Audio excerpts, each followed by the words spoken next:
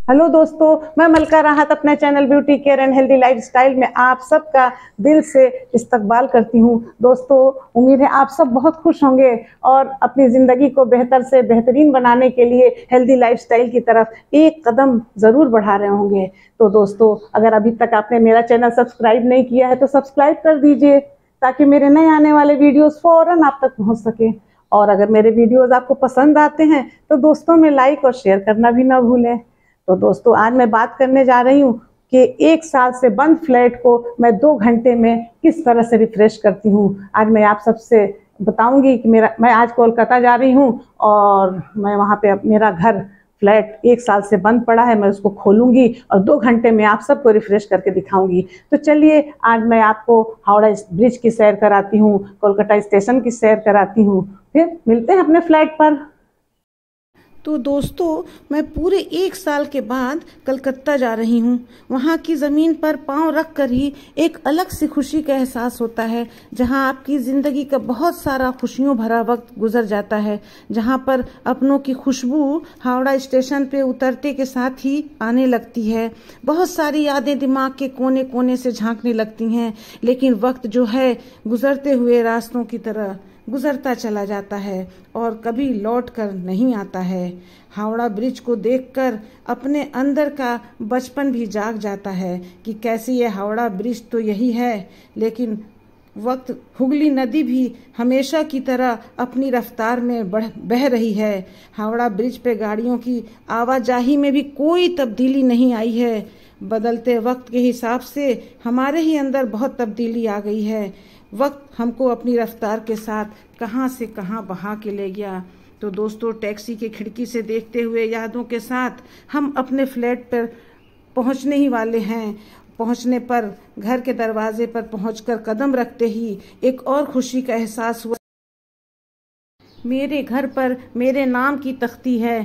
दोस्तों, मैं घर में इंटर कर चुकी हूँ और आप सब देख सकते हैं कि घर की एक एक चीज कवर्ड है। सबसे पहला काम मुझे जो करना पड़ता है, सामान को एक तरफ रखा और सबसे पहले अपने बेड से बेड कवर हटाती हूँ। दोस्तों, मेरी हमेशा कोशिश होती है कि बेड और सोफा को मोटे से कवर से ही कवर अप किया जाए, ताकि ऊपर की धूल मिट्टी का कोई भी असर तक भी हमारे बेडशीट पे ना पड़े और जब कभी भी हम लौट कर आए तो हमारा बेड बिल्कुल फ्रेश जैसा ही मिले।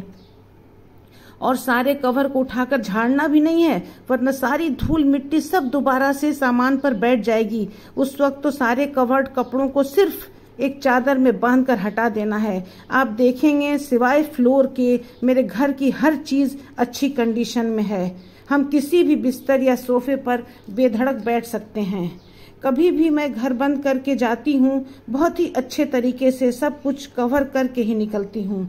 चाहे मुझे सुबह 6 बजे भी घर छोड़ना होता है, फिर भी कोई भी सामान अनकवर्ड नहीं होता है। इसके साथ कोई भी कंप्रोमाइज नहीं होती है। कपड़े भी जो छोड़कर जाती हूँ धुल कर ही जाती हूँ, भले ही मुझे जब भी आना होगा अपने कपड़ों को एक बार और धोना होगा, चलेगा। एटलीस्ट गंदे कपड़े छोड़कर नहीं जाना है। किचन में भी देखिए, सारे चूल्हे, माइक्रोवेव और जो बर्तन जो धुले हुए रहते हैं सब कवर करके ही जाना होता है।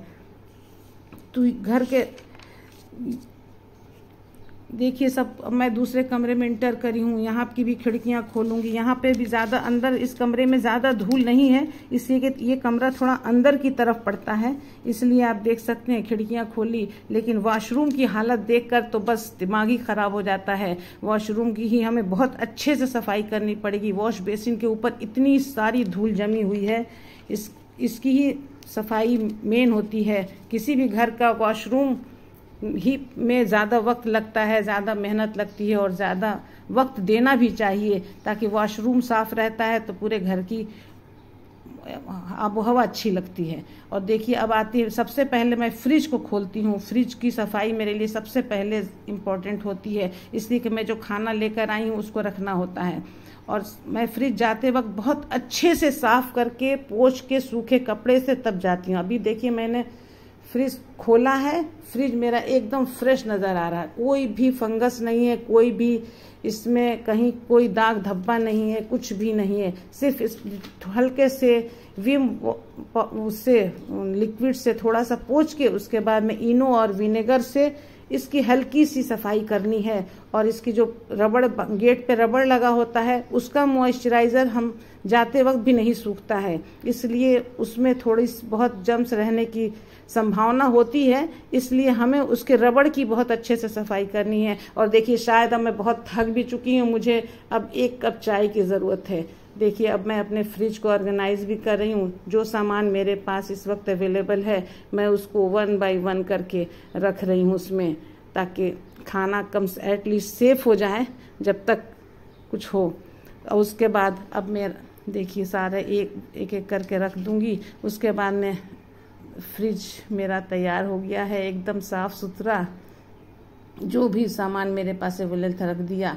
और अब आई मेरी किचन की बारी। सबसे पहले मैं किचन साफ, उस फ्रिज के बाद मेरा किचन का नंबर आता है। किचन साफ करके जो भी मेरे पास है, लंच लेके आई थी कीमा और आलू, उसको गरम किया। देखिए दूध खौलाया, चाय बनाई, और चाय बनाकर देखिए मैं एकदम तैयार हो रही हूँ। रोटी भी मैं घर से ही बना के लाई थी कि वहाँ जाकर बाहर का कोई झमेला ना करना पड़े, कुछ मंगाना ना पड़े, और मैं अपना लंच बड़े आराम से ले सकूं। मैं बहुत खुशकिस्मत हूँ दोस्तों कि मुझे एक हेल्पिंग हैंड ज़रूर मिल जाता है, जो ऐसे में मेरे लिए किसी भी वरदान से कम नहीं होता है।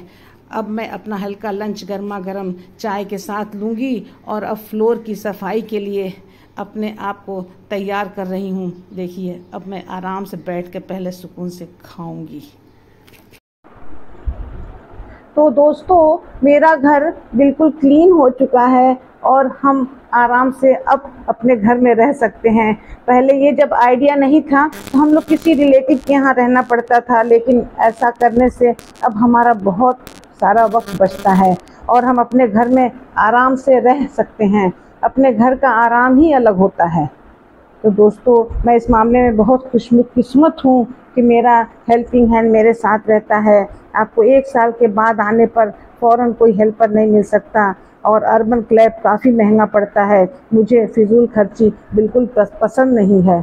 दोस्तों इस तरह से मैंने अपने घर का सब कुछ क्लीन कर लिया है। घड़ी की बैटरी भी बदल दी है, टीवी भी रिचार्ज कर लिया है, फ्रिज साफ़ हो चुका है, मेरी स्टोर वाली अलमारी भी तकरीबन साफ़ हो चुकी है, घर का कोना कोना साफ़ हो चुका है। और ऐसा करके अलग सी खुशी महसूस हो रही है कि हाँ मैं कर सकती हूँ। और सबसे बड़ी बात, बाथरूम का एरिया जो थोड़ा मुश्किल होता है उसको भी मैंने बहुत अच्छे से दिल लगाकर उसको भी क्लीन करवा लिया है।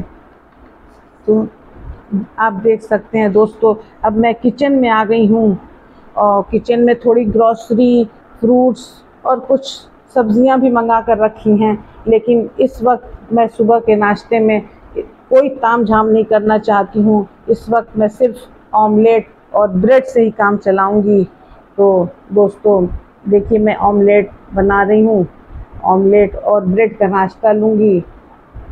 और इस तरह से, और दोपहर के लिए मैंने एक अलग ही प्रोग्राम बना रखा है कि बहुत दिन के बाद आई हूँ तो कुछ बाहर का ही एंजॉय किया जाए, जैसे बिरयानी और कबाब का ही मज़ा लिया जाए। तो इसलिए दोपहर में कोई मेहनत नहीं है और मैं अपने नाश्ते का एंजॉय करना चाहती हूँ। गर्मा गर्म कॉफ़ी मेरे हाथों में है। तो दोस्तों इस तरह से मेरी सफाई का कार्यक्रम पूरा हुआ। उम्मीद है आपको पसंद आया होगा। फिर मिलेंगे इंशाअल्लाह। शुक्रिया दोस्तों।